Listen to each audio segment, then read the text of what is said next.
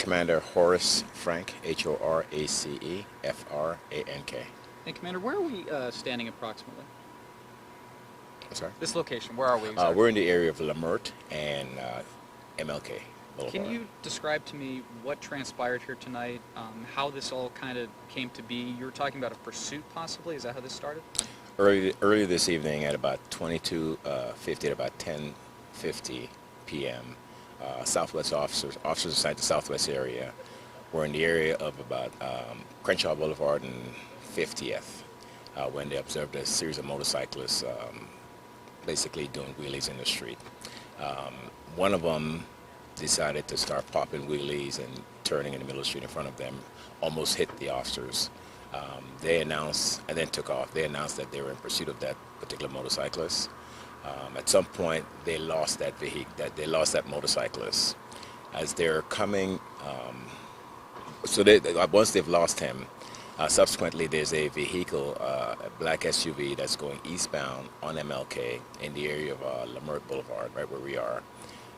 Stop for a traffic signal, for a red traffic signal. Here's the police sirens. Looks to make sure that he's not going to get in their way. The traffic light signal turns green. He starts to slowly proceed through the intersection. At the time he's doing that, the motorcyclist now decides to turn around, starts heading back, driving westbound in the eastbound lanes towards the SUV at a high rate of speed. Some witnesses put it somewhere between 70 and 80 miles an hour. Collides with the SUV, and at that point there's a collision, and the motorcyclist is deceased. Do we know anything about the motorcyclist at this time? Do we have an age, gender? At this time, all we know that it's a male. That's all we know. Do we know why they were running? Was this just from the stunts that they were doing? They were just trying to get away? Is that how this appears? Well, the particular motorcyclist, once the officers decided to stop him, he tried to evade the officers, and they announced that they were in pursuit of a reckless motorcyclist. Were there any injuries to the driver of the SUV behind you? No visible injuries at this time.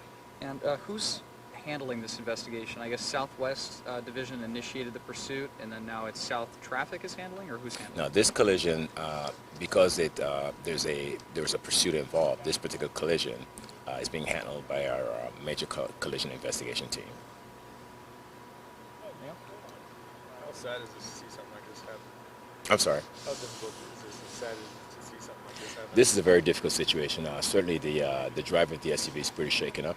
The officers are pretty shaken up, obviously, because this is not the kind of thing that you take pretty lightly. So they're all pretty shaken up. You don't know what to do when the lights come up.